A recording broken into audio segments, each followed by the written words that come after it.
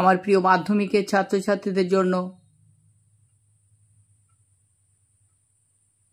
আজকে আবার একটি নতুন বোঝানোর ক্লাস নিয়ে চলে এলাম। তোমরা যারা ক্লাস 10-এ পড়ছো, তোমাদের পাঠ্য বাংলা গল্প সুবোধ ঘোষের বহুরূপী, এই গল্পটা আজকে আমি তোমাদের গল্প করেই বুঝিয়ে দেব। তোমরা আমার চ্যানেলের সঙ্গে থাকো, তাহলে দেখবে অনেক উপকার হবে। ধরো বহুরূপী গল্পটা তোমরা পড়েছো এতদিনে হয়তো, বা অনেকের কাছে শুনেছো, কিন্তু আমি আশা করি আজকে আমি গল্পটা যেভাবে তোমাদের বুঝিয়ে দেব তোমাদের মনে গেঁথে যাবে, তোমরা খুব সুন্দরভাবে বুঝতে পারবে। তাই তোমাদের কাছে অনুরোধ থাকলো, তোমরা অবশ্যই আমার চ্যানেলটাকে সাবস্ক্রাইব করে দাও আর বেল আইকনটাকে প্রেস করে রাখো, যাতে সবার আগে এই ধরনের ভিডিও তোমাদের কাছে পৌঁছে যায়। আর বেশি বেশি শেয়ার করে দাও বন্ধু বান্ধব সহপাঠীদের মাঝে, তারাও যাতে এই কাজী সার্চ টিউটোরিয়াল চ্যানেলের ভিডিওগুলো দেখে সুবিধা পেতে পারে, উপকার পেতে পারে। শুধু তোমাদের নয়, তোমাদের উঁচু ক্লাসে যারা 11, 12 বা বিএ দাদা দিদি বা বন্ধু বান্ধব আছে, সবাইকে শেয়ার করে দাও। সবার জন্যই ভিডিও আমি আনছি, পালা করে করে আনবো, সবার যাতে উপকার হয়। তাই বেশি বেশি শেয়ার করে দাও। আর অবশ্যই লাইক করো, কমেন্ট করো, তাহলে ভিডিও বানানোর উৎসাহটা বাড়ে।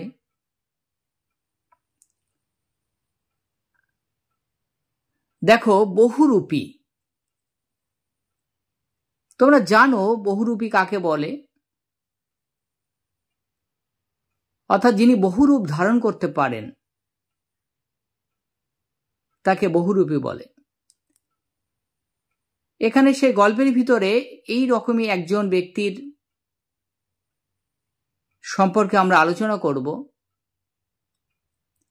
যিনি বহুরূপী সাজেন এবং বহুরূপী সেজে সবাইকে মনোরঞ্জন করেন, আনন্দ দেন এবং সামান্য যা উপার্জন করেন তাই দিয়ে জীবন নির্বাহ করেন। কোনোদিন সংসার চলে, কোনোদিন হাঁড়ি চড়ে, কোনোদিন হাঁড়ি চড়ে না। এটাই হলো বহুরূপী ধারণকারী, বহুরূপী সাজে জীবিকা নির্বাহকারী হরিদার চরিত্র।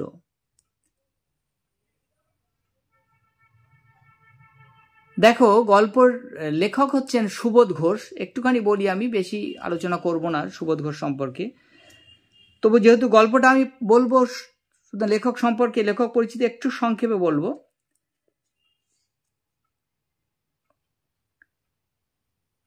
কথাশিল্পী সুবোধ ঘোষ জন্মেছিলেন 1909 সালে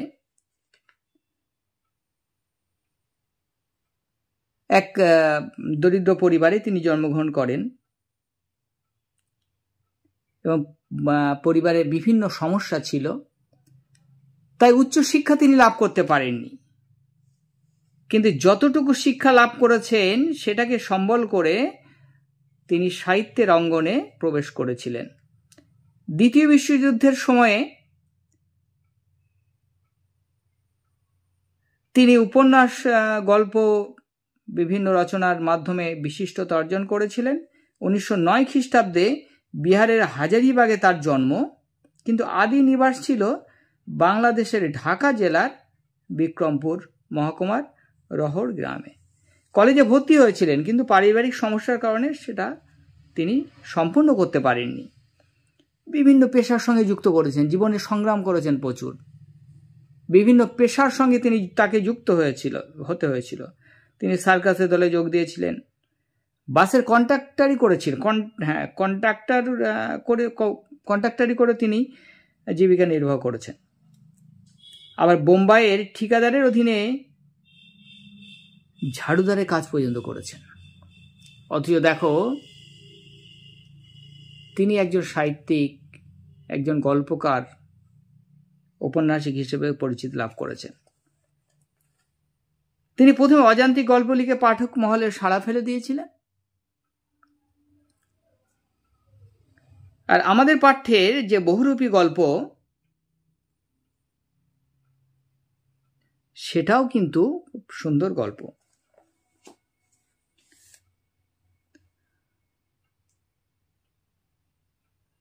তাহলে দেখো, গল্প শুরু করব আমি। তাহলে গল্পের বহুরূপী হচ্ছেন হরিদা। সেই হরিদার বাড়ির আড্ডায় কথক এবং তার সঙ্গে আরো 2-3 জন, মোট 4 জনের কথা বলা হয়েছে। তারা সবাই আসতো হরিদার কাছে চা খেতে এবং আড্ডা দিতে।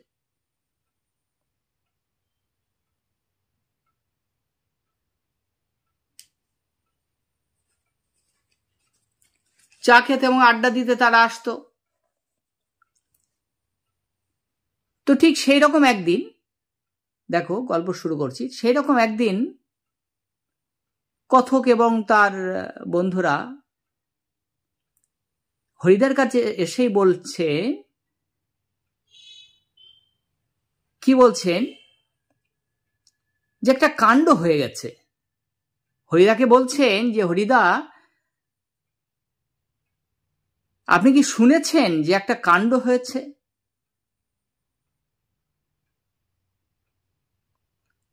হরিদা তখন কি করছিলেন?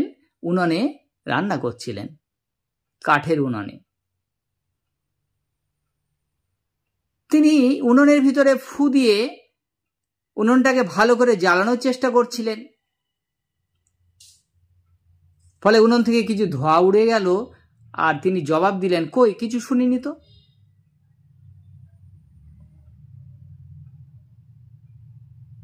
তখন কথক বললেন, কেন, আপনি শোনেননি জগদীশবাবু কি কাণ্ড করেছেন? জগদীশবাবু কি কাণ্ড করেছেন? জগদীশবাবু গল্পেরই আর এক চরিত্র। তিনি প্রভাবশালী, অর্থশালী, কিন্তু কৃপণ খুব। হরিদা বললেন, কই, আমি তো কিছু শুনিনি। ওরা বড় মানুষ, ওদের বড় বড় খবর, আমি সামান্য ব্যক্তি, আমি ওদের খবর কি করে শুনবো? আর আমাকে কেই বা বলবে?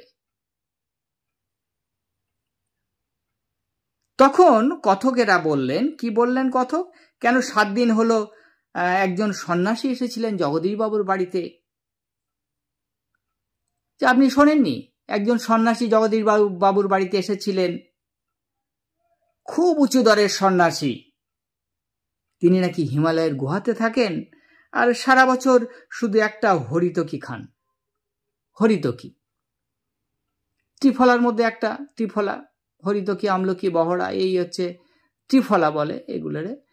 তার ভিতরে একটা হরিতকি খেয়ে থাকেন, আর নাকি তিনি কিছুই খান না। আর সন্ন্যাসীর বয়স নাকি 1000 বছরেরও বেশি বলে অনেকে মনে করেন। বোঝো। হরিদা বলছেন, বলছে, সন্ন্যাসী কি এখন আছে? হরিদা কি বলছে, সন্ন্যাসী এখনো কি আছে? না, চলে গিয়েছে। কথক বললেন, চলে গিয়েছে। তখন হরিদা আক্ষেপ করলেন, বলছে, যদি থাকতো তাহলে আমি গিয়ে একটু পায়ের ধুলো নিতাম তার, আমি একটু গিয়ে তার পায়ের ধুলো নিতাম, যদি থাকতো। তখন কথক বললেন, না, সে আপনি পেতেন না, কারণ সে ভয়ানক দুর্লভ জিনিস। কি বলছে? বলছে দুর্লভ মানে যা সহজে লাভ করা যায় না। তার সে তো পাওয়া যাবে না। কারণ অনেকেই তার পায়ে ধুলো নিতে গিয়েছিলেন, কিন্তু তিনি দেননি, শুধু জগদীশবাবু ছাড়া। হরিদা বললেন, কেন দেবেন না? কেন সন্ন্যাসী তার পায়ে ধুলো কেন দেবেন না?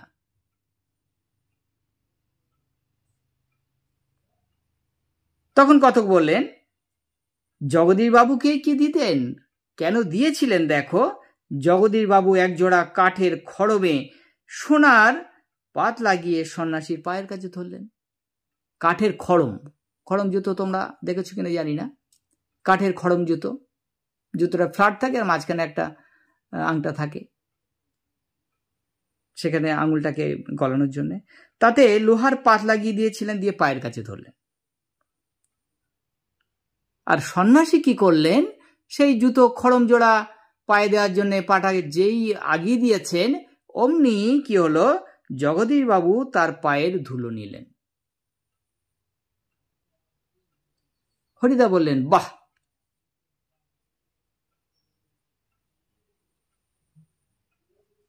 হরিদা বললেন, এ তো বেশ মজার ব্যাপার। হ্যাঁ, তাছাড়া সন্ন্যাসীর বিদায় দেওয়ার সময় জগদীশবাবু কি করলেন?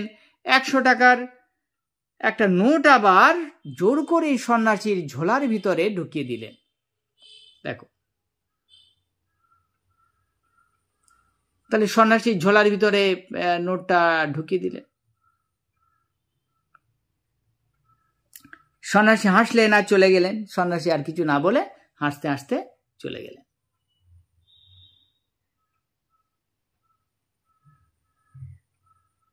এই কথা শোনার পরে যখন কথক এই কথা বললেন, এই গল্পটা শোনালেন, হরিদা গম্ভীর হয়ে গেলেন, কোনো কথা বললেন না, চুপচাপ রইলেন। তারপরে আমরা যা বলেছি, হরিদার আর সেদিকে কোনো খেয়ালই ছিল না। হরিদা আর সেই দিকে কোনো খেয়াল লক্ষ্যই দিল না। এদিকে হরিদা উনুনে আগুন তখন গনগন করে জ্বলছে, গনগনে আগুন উনুনে।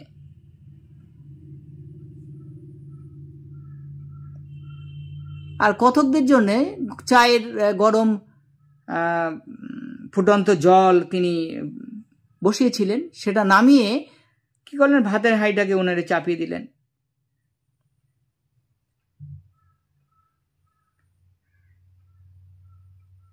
দেখো, হরিদা শহরের একটা গলির ভিতরে থাকতেন। একটুখানি বলি হরিদার সম্পর্কে। একটা সরু গলির ভিতরে ছোট্ট একটা ঘর,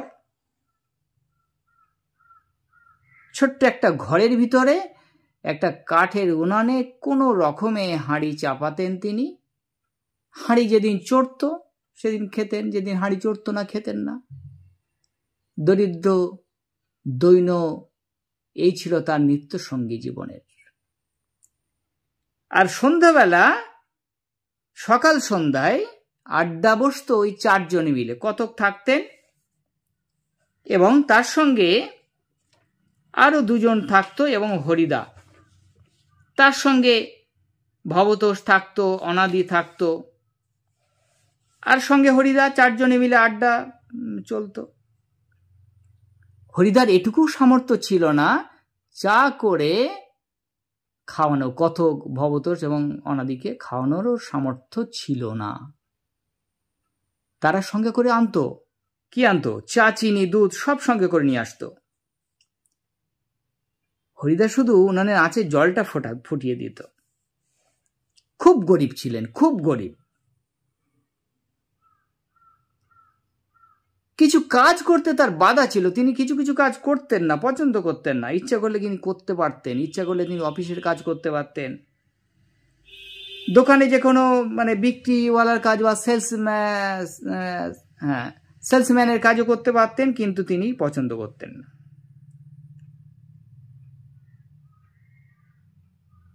ওই একটা ঘড়ির নির্দিষ্ট কাঁটা বেঁধে নির্দিষ্ট সময়ে কাজে যাওয়া আর কাজ করা, এটা হরিদার পক্ষে সম্ভবই ছিল না। ফলে কি হতো? সামান্য বহুরূপী সেজে সামান্য যা ইনকাম হতো, সামান্য যা আয় হতো, বাউল সেজে কাপালি, কাবলিওয়ালা, কখন আমার ফিরিঙ্গি কেরামিন সাহেব সাজতেন, আর বৈরাগী সেজে তো জগদীশবাবুর বাড়িতে গিয়েছিলেন।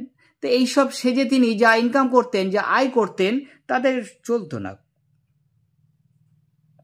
ভাত ফুটতো না রোজ। কিন্তু এই অভাবটাকেও তিনি মেনে নিয়েছিলেন। হরিদা এই অভাবটাকে মেনে নিয়েছিলেন। এই অভাবটাকে তিনি কিন্তু মেনে নিয়ে জীবনটাকে অতিবাহিত করছিলেন, কিন্তু একঘেয়ে কাজ তার পছন্দ ছিল না। এক রূপ তার পছন্দ ছিল না, তাই তিনি বহু রূপ ধারণ করে বহু ভাবে তিনি মানুষকে মনোরঞ্জন করতেন, নিজেও বিভিন্ন রূপ ধারণ করতেন, এক এক সময় এক একটা রূপ। এটাই ছিল হরিদার জীবনের নাটকীয় বৈচিত্র্য, এটাই ছিল হরিদার জীবনের পেশা।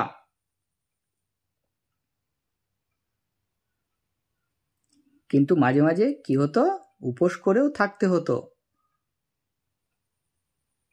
উপোসেও থাকতে হতো। যেদিন রোজগার হতো না,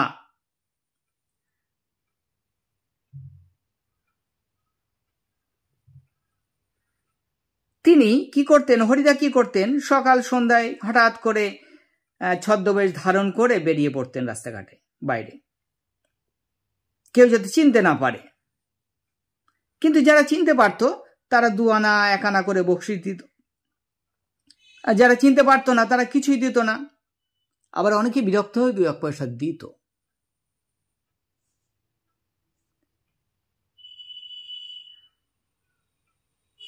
এখানে একটা ঘটনার কথা কথক তুলে ধরেছেন, বলছেন চকের বাস স্ট্যান্ডে একদিন দুপুরবেলা চারিদিকে একটা আতঙ্কের হল্লা, একটা পাগল, উন্মাদ পাগল ঘুরে বেড়াচ্ছে, মুখ থেকে লালা ঝরছে, আর চোখ দুটো তার কটকটে লাল, মানে খুবই লাল, আর কোমরে একটা ছেঁড়া কম্বল জড়ানো, আর গলায় টিনের কৌটো দিয়ে মালা, টিন দিয়ে ফুটো করে গেঁথে গেঁথে মালা। সবাই দিকে পালাচ্ছে। কারণ পালাচ্ছে কেন? কারণ পাগলটার হাতে একটা থানিট, আর সেই থানিট তুলে সে বাস স্ট্যান্ডে যারা যাত্রী বসেছিল তাদের দিকে তেড়ে যাচ্ছে যারা ছিল।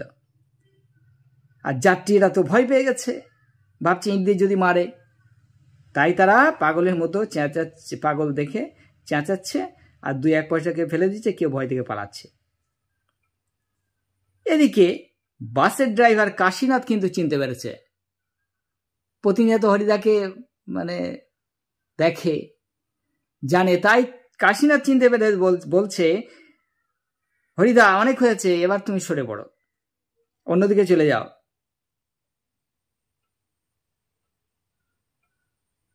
তখন এই কথা শোনার পর বাসের যাত্রী যারা, তারা বলছে এটা তাহলে একটা বহুরূপী।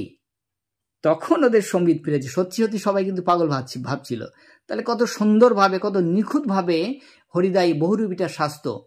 এই পাগলটা সে কত সুন্দরভাবে সেজেছে, কত নিখুঁতভাবে সে সেজেছে। কেউ বিস্মিত হয়েছে যে সত্যি এটা কেউ সেজেছে পাগল, কেউ আবার বিরক্ত হয়েছে যে এরকম করে মিথ্যা পাগল সেজে ভয় দেখানোর কি দরকার। কিন্তু সত্যি সত্যি যে বহুরূপীর সাজটা হরিদা নিখুঁতভাবে সেজেছে, এইটাই হচ্ছে বড় কথা।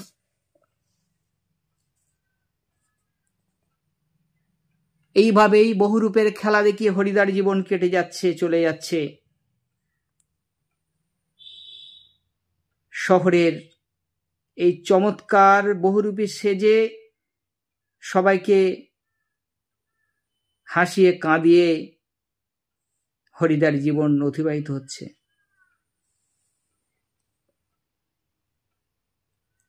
এমনই একটা ঘটনা আর একটা বর্ণনা আছে বইয়ে।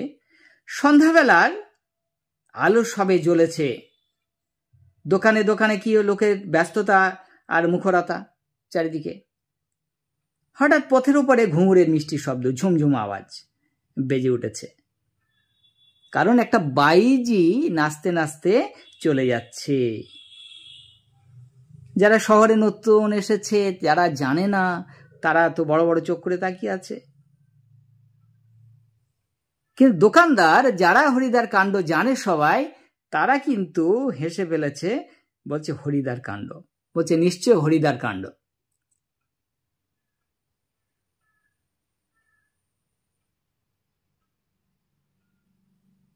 আবার অনেকে মুগ্ধ হয়ে দেখতে থাকে আর বলে এটা কি একটা বহুরূপী নাকি।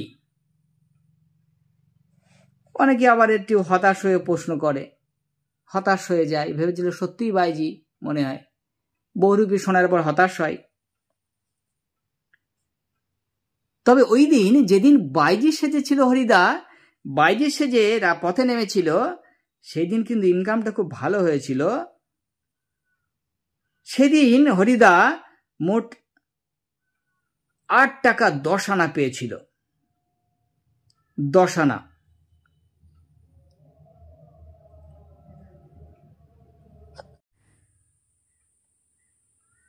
তাহলে হরিদা বাইজি সেজে ওই দিন তাহলে আয় হলো কত? 8 টাকা 10 আনা।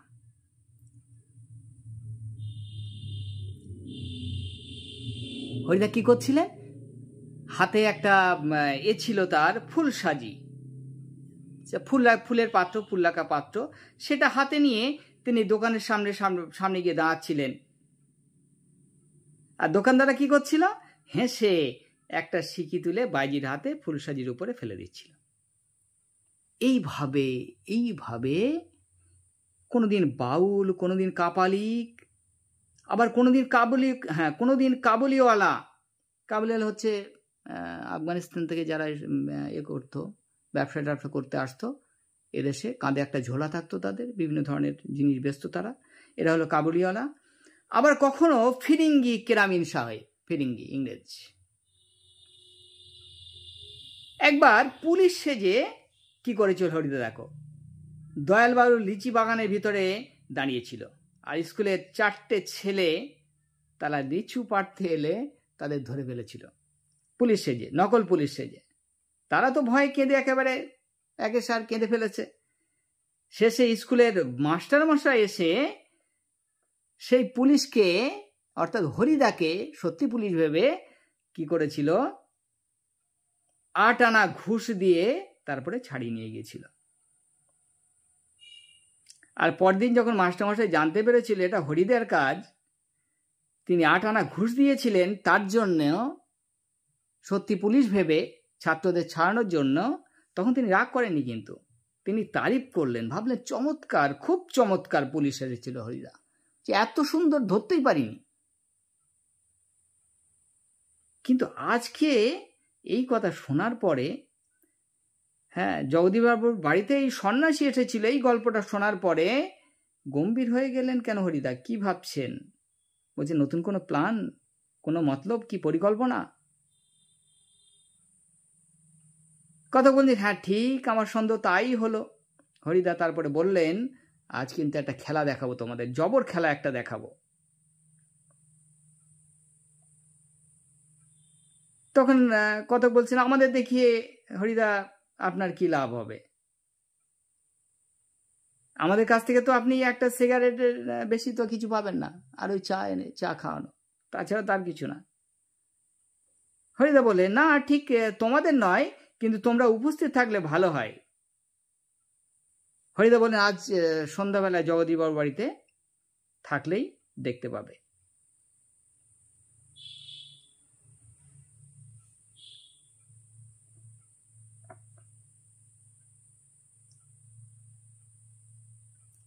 দেখো, জগদীশবাবুর বাড়িতে বলছে তোমরা উপস্থিত থেকো, তাহলে দেখতে পাবে। বলছে মোটা কিছু আজকে আদায় করে নেব।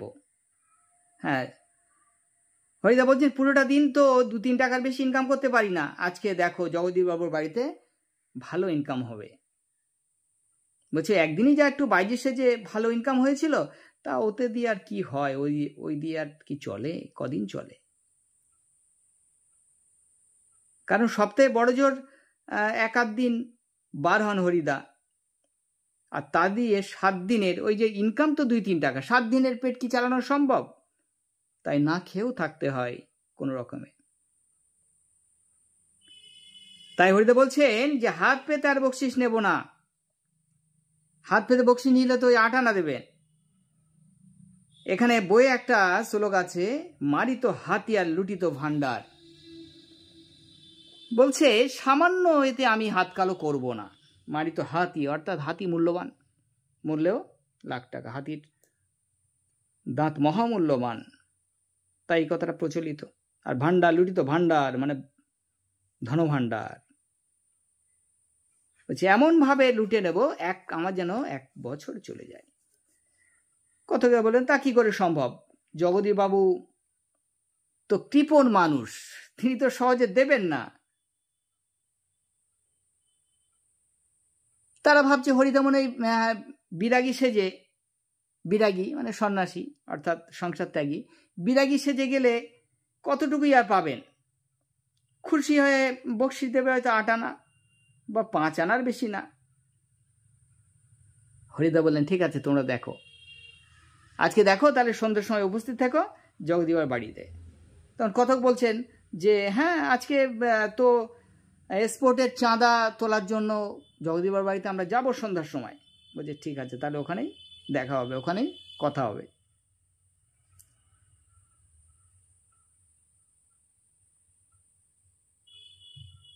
তাহলে সন্ধ্যাবেলা বলছে ফুরফুর করে বাতাস বইছে, জগদীশ বাবুর বাড়ির বাগানে সব গাছের পাতা ঝিরঝির করে যেন শব্দ হচ্ছে, আর জগদীশ বাবুর বাড়ির বারান্দায় মস্ত বড় একটা আলো জ্বলছে। সেই চেয়ারে বসে আছেন জগদীশ বাবু, চেয়ারে। কিরকম লোক দেখো, সাদা মাথা, সাদা মাথা, তাহলে মাথায় চুল সব পেকে গেছে, সব সাদা, সাদা দাড়ি, দাড়িও সাদা। সৌম্য শান্ত, অর্থাৎ শান্ত একটা সৌম্য স্নিগ্ধ মূর্তি। জ্ঞানী মানুষ জগদীশ বাবু, জ্ঞানী মানুষ, পণ্ডিত মানুষ, কিন্তু কৃপণ। তখন কথকরা কি বলছেন যে আমাদের এক্সপোর্টের চাঁদার খাতাটিকে জগদীশ বাবুর হাতে তুলে দিলাম, দিয়ে দাঁড়িয়ে আছি।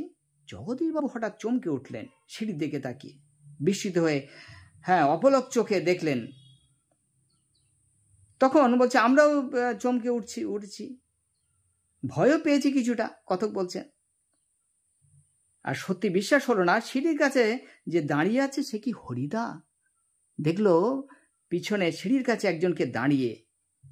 কথক বলছেন যে আমরা তো জানি হরিদা আজকে যাবে, কিন্তু তবুও দেখে চমকে উঠলাম, ভাবলাম এ কি হরিদা, ও চেহারা কি সত্যিই কোনো বহুরূপী এটা হতে পারে? একদম সন্ন্যাসীর জটা জুটধারী, মাথায় জটা জুটধারী, সন্ন্যাসী নয়, হাতে তার করমণ্ডল নেই, চিমটে নেই, বলছে এগুলো নেই। এক কমণ্ডল হলো এক ধরনের পাত্র, আর চিমটে হলো ওই যে আগুনতলা একটা লোহর দণ্ড। মৃগ চর্মের আসন সঙ্গে নেই, তার সঙ্গে এগুলো নেইও। প্রধান সন্ন্যাসী যারা থাকে তাদের কি থাকে, জটাজুট থাকে মাথায়, হাতে এক ধরনের ওই যে কমণ্ডলু থাকে, চিমটে থাকে, মৃগ চর্মের আসন থাকে, মৃগ হরিণের চামড়ার, গৈরিক সাজ থাকে, সেগুলো তো হরিদার নেই। আদুর গা, আদুর মানে খালি, খালি গা, তার উপর একটা ধবধবে সাদা উত্তরীয়, একটা কাপড় উত্তরীয় একটা ফেলা আছে। পরনে ছোট বহরের একটি সাদা থান কাপড় পরনে পড়েছেন, ছোট বহরের সাদা থান। মাথায় ফুরফুর করে উঠছে শুকনো সাদা চুল, সব চুলি পেকে গিয়েছিল হরিদারও, ফুরফুর করে সাদা চুল উঠছে। আর পা তো খালি পা তো, আর আদুর গা মানে খালি গা, ধুলো মাখা পা, হাতে একটা ঝোলা ছিল, ঝোলার ভিতরে শুধু একটা বই, গীতা। ঝোলার ভিতরে একটাই বই ছিল, কি ছিল? গীতা ছিল। গীতা বার করে কি যেন একটা দেখলেন তিনি, তারপর হাসলেন নিজের মনে। দেখে মনে হলো, এমন ভাব দেখালেন আগন্তুক, মানে হরিদা এমন ভাব দেখালেন, মনে হলো বহু দূর থেকে, জগতের কোন সীমানা থেকে তিনি হেঁটে চলে এসেছেন। আর তার সেই শীর্ণ রোগা শরীরটাকে দেখে মনে হচ্ছে একটা অশরীরী চেহারা, কিন্তু অদ্ভুত শান্ত একটা দৃষ্টি, হ্যাঁ, আগন্তুকের চোখ থেকে ঝরে পড়েছে। আগন্তুক অত হরিদারই চোখ থেকে ঝরে পড়েছে। উঠে দাঁড়ালেন জগদীশবাবু। জগদীশবাবু দেখে মুগ্ধ, বিচলিত, উঠে দাঁড়িয়েছেন। কি বলছেন? আসুন। আগন্তুক হাসলেন, হেসে বললেন, আপনি কি ভগবানের চেয়েও বড়? জগদীশবাবু বললেন, কেন? আপনি একথা বলছেন কেন মহারাজ? অর্থাৎ ভক্তিতে একেবারে মানে গদগদ হয়ে জগদীশবাবু বলছেন, আপনি কেন বলছেন মহারাজ সম্বোধন করে? আগন্তুক কি বলছেন? দেখো হরিদারূপী, আমি তো মহারাজ নই, আমি সৃষ্টির মধ্যে একটা সামান্য ধূলিকণা। বলছে আমি কিচ্ছু না, আমি একটা ধূলিকণা মাত্র, এর বেশি কিছু না। কিন্তু আপনি বোধহয় 11 লক্ষ টাকার সম্পত্তির অহংকারে নিজেকে ভগবানের চেয়ে বড় ভাবছেন, তাই না? বলছে আপনার 11 লক্ষ টাকার সম্পত্তি আছে, এটা আমি জানি, তাতে আপনার অহংকার এত, আপনি দাঁড়িয়ে রয়েছেন আমার কাছে না এসে আমাকে ডাকছেন। তখন জগদীশ বাবু থতমত খেয়ে বিচলিত হয়ে কি করলেন, মুহূর্তের মধ্যে সিঁড়ি ধরে নিচে নেমে গেলেন। নেমে কি বলছেন, আমার অপরাধ হয়েছে, আমার অপরাধ নেবেন না, আমার অপরাধ মার্জনা করুন। আগন্তুক আবার হাসলেন,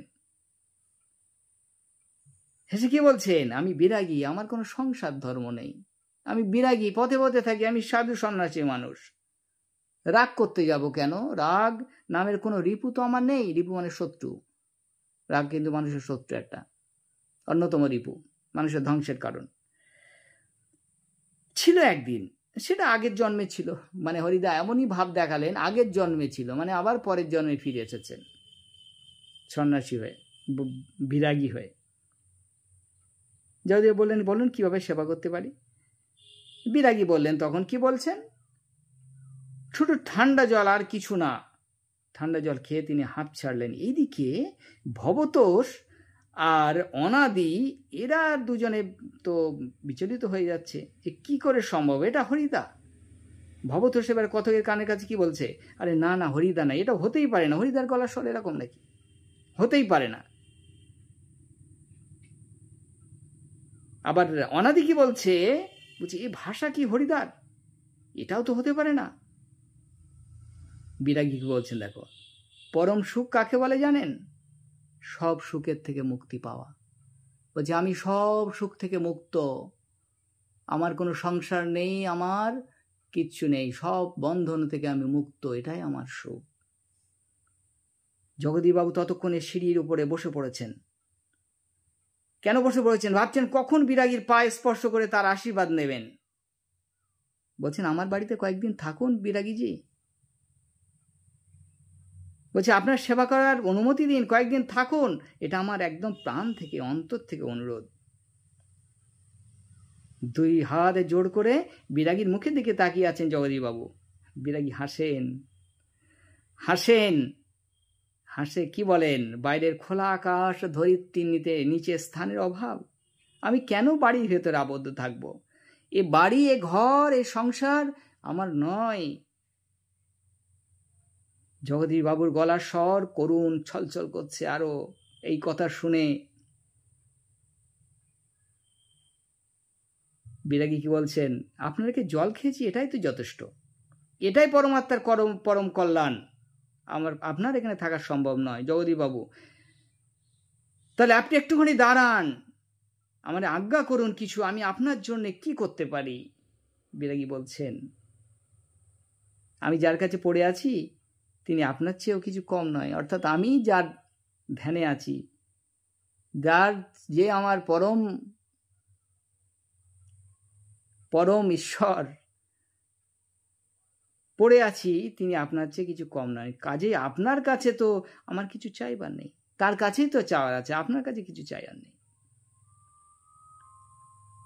জয়দেব বলছেন কিছু উপদেশ শুনিয়ে যান, আমি না হলে শান্তি পাবো না। বিরাগী কি বলছেন তখন?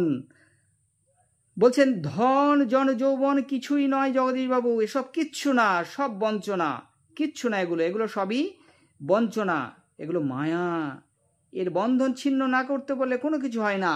বলছে আমি বিরাগী, আমি এই সমস্ত বন্ধন ছিন্ন করেছি, তাই আমি আজকে বিরাগী। জগদীশবাবু বললেন 1 মিনিট থামুন, 1 মিনিট থামুন, বলে তিনি অচঞ্চলভাবে দাঁড়িয়ে সিঁড়ির তিনি কি করলেন,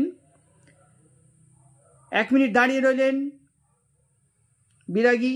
আর চাঁদের আলোচ্ছে স্নিগ্ধ সেই জ্যোৎস্নাটা। ভবতোষ আবার ফিসফিস করে কি বলছে, হরিদার মানে চোখ কি এটা হরিদার? এটা অসম্ভব, বলছি হবে না মনে হয়, এটা হরিদা সত্যি। জগদীশবাবু উপর থেকে নামলেন, হাতে একটা থলি, তার নোটের তাড়া, 1 নোট তাড়া, নোটের তাড়া নিয়ে এলেন। এ রেখে ব্যাকুল স্বরে বললেন, এটা আপনি প্রণামী হিসেবে গ্রহণ করুন, এতে 100 টাকা আছে, 100 টাকা, এটা আপনি আমাকে শান্তি দান করুন এবং শান্তি স্বরূপ গ্রহণ করুন। এটা আমি আপনার তীর্থ ভ্রমণের জন্য দিলাম। বিরাগী হাসেন, বলছে আমার বুকের ভিতরেই তো সব তীর্থ, আমার তো ভ্রমণ করে দেখার দরকার নেই, আমি সবই দেখতে পাই, আমি তিলকদর্শী, আমি সবই দেখতে পাই। জগদীবাবু বলছেন আমার অনুরোধ আপনি এইটুকু গ্রহণ করুন, এটা আমার অনুরোধ, আপনি এইটুকু গ্রহণ করুন।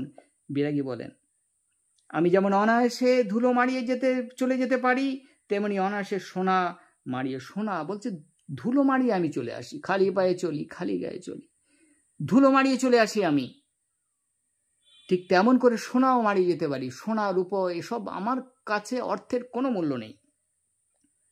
বলতে বলতে সিঁড়ি দিয়ে নেমে চলে গেল। 100 টাকার সেই থলিটা সিঁড়ির উপরে পড়ে রইল। তিনি ভুলে একবার তাকালেন না বিরাগী। চিন্তা করো হরিদার কাণ্ড। বিরাগী সেজে তিনি নিজেকে পরিবর্তন করে ফেলেছিলেন, তার নিজেকে সত্যিই বিরাগী মনে হয়েছিল, তাই তিনি এই টাকা একবার ছুঁয়েও দেখলেন না।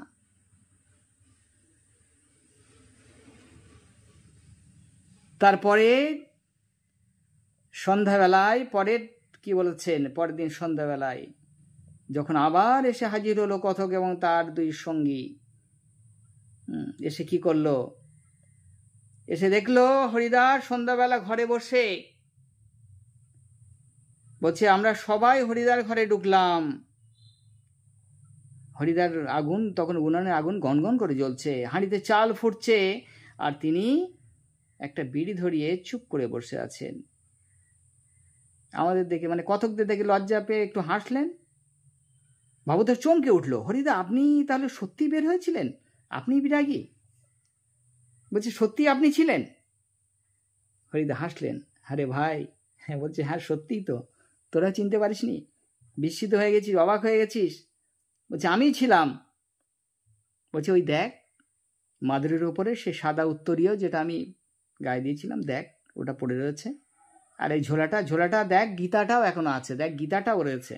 তোরা বিশ্বাস করছিস না, এখনো বিশ্বাস করিস না? অনাদি বলে এটা কি কাণ্ড করলেন হরিদা, জগদীশবাবু অতগুলো টাকা দিল আপনাকে, 100 টাকা, অনেক টাকা সেই সময়ে, আপনি একবারে খাঁটি সন্ন্যাসীর মতো তুচ্ছ জ্ঞান করলেন। হ্যাঁ সত্যি হরিদার খাঁটি সন্ন্যাসী হয়ে গিয়েছিল সেই দিন। তার সেই পরিবর্তন হরিদা কি বলল, বলছি ইচ্ছে হলো না রে, শত হোক যে সন্ন্যাসীর বেশে গেছিলাম তো, বিরাগীর বেশে গেছিলাম তো, তাই আমার ইচ্ছে হলো না ওই টাকাটা নিতে, তাই আমি টাকাটা স্পর্শ করিনি। ভবতোষ বললেন কি? হরিদা বললেন শত হোক, আমি তো ওই সন্ন্যাসী কি টাকা স্পর্শ করতে পারে বল? প্রকৃত সন্ন্যাসী যে, প্রকৃত বিরাগী যে, সে কি টাকা স্পর্শ করতে পারে? তাতে যে আমার ঢং নষ্ট হয়ে যায়। দারুণ কথা বলেছিলেন। বলছে আমার যে ঢং, আমার যে রীতি সেটা তো নষ্ট হয়ে যাবে, তাহলে আমি কিভাবে নিতাম ওটা? তখন কত বললেন, সত্যি অদ্ভুত কথা বললেন হরিদা। ভাবতেই পারেননি তারা যে এত মহান, এত বড় মনের মানুষ ছিলেন হরিদা। অর্থের তার কতটা প্রয়োজন ছিল, কিন্তু তা সত্ত্বেও তিনি হেলাই ফেলে এলেন 100 টাকা। তাই এই বিষয়ে হরিদার সঙ্গে আর কোনো তর্কই করা চলল না, তারা তর্কই করলেন না। তবে বুঝতে অসুবিধা হলো না, হরিদার জীবনের ভাতের হাঁড়ি মাঝে মাঝে ফুটুক বা না ফুটুক, তিনি কি করতেন, এই টাকাটা তিনি গ্রহণ করেননি। কথক বলছেন এর জন্য হয়তো অদৃষ্ট হরিদাকে ক্ষমা করবেন না, কেন 100 টাকায় অনেক কিছু হয়ে যেত, হয়তো অদৃষ্ট ক্ষমা করবেন না, এটাই হয়তো অদৃষ্ট, এটাই হয়তো হরিদার অদৃষ্ট, এইভাবেই চলবে তিনি। অনাদি বলল কি, আপনি কি জগদীশবাবুর কাছে আর যাবেন? হরিদা কি বলছে দেখো, হেসে বললেন হ্যাঁ নিশ্চয়ই যাব, বকশিসটা নিতে হবে না? আমি যে বহুরূপী সেজে, আমি যে বিরাগী বহুরূপী সেজে, বিরাগী সেজে, হ্যাঁ তার বাড়িতে গেলাম, গিয়ে যে এতটা তাকে মুগ্ধ করে দিলাম, তার জন্য বকশিস নিতে হবে না? অবশ্যই যাব। ভবত চেয়েছে বকশিস, সে তো 8 আনা কি 10 আনা দেবে, খুব জোর 10 আনা, 8 আনা, 8 আনা 6টা 48 পয়সা, 50 পয়সা বা 10 আনা। হরিদা বিড়ি মুখে দিয়ে লজ্জিত হয়ে বললেন, আর কি করা যাবে বল, আমি তো আর খাঁটি মানুষ তো নই, আমি একজন বহুরূপী, বকশিস নিয়েই আমার চলে, বহুরূপী জীবন, এর থেকে আর কি আশা করতে পারি বল। তাহলে একজন বহুরূপী হয়েও জীবনের অভাব অনটনের মাঝেও যে সততা, তার মাঝেও যে তার মানসিক পরিবর্তন, হেলায় যে এতগুলো টাকাকে তুচ্ছ জ্ঞান করা, এটা একটা মহানুভবতা, যেটা মুগ্ধ করেছিল কাকে? কথককে। কথক মুগ্ধ হয়েছেন হরিদার জীবনের এই আলেখ্য দেখে। তোমাদের এই গল্প আমি বোঝালাম, শেষ হলো। আশা করি তোমরা গল্পটা ভালো করে শুনে নিও, তাহলে অবশ্যই বুঝতে পারবে, একদম পরিষ্কার হয়ে যাবে গল্পটা তোমাদের কাছে, একটু অসুবিধা হবে না, ভালো লাগবেই। খুব সুন্দরভাবে আমি তোমাদের বুঝিয়ে দিলাম, আর তোমাদের জন্য কষ্ট করলাম, তাই অবশ্যই শেষবেলার অনুরোধ, তোমরা অবশ্যই করো, সাবস্ক্রাইব করে দাও, যারা ভুলে গেছো বা এখনও করোনি অবশ্যই সাবস্ক্রাইব করো, আর শেয়ার করে দাও বেশি বেশি, সবাইকে সাবস্ক্রাইব করতে বলো। এই চ্যানেলের সঙ্গে অবশ্যই জুড়ে থাকো, তোমাদেরই লাভ হবে। তোমাদের জন্য অনেক অনেক ভালো ভালো ক্লাস, ভালো ভালো ভিডিও আসবে, পড়াশোনা ক্লাস আসবে তো অবশ্যই আসবে। এছাড়া আগে তোমাদের বুঝিয়ে দিয়েছি দুটো সবচেয়ে কঠিন কবিতা, তোমাদের যেটা লাগে, প্রলয় উল্লাস, অভিষেক, হ্যাঁ দেখে নিও তোমরা, অবশ্যই আমার চ্যানেলে আছে, তাই সাবস্ক্রাইব করে আমার চ্যানেলের সঙ্গে জুড়ে থেকো, আর শেয়ার করে দিও বেশি বেশি, লাইক করো, কমেন্ট করো। তোমরা ভালো থেকো, সুস্থ থেকো। আজকের ভিডিওটা এই পর্যন্তই।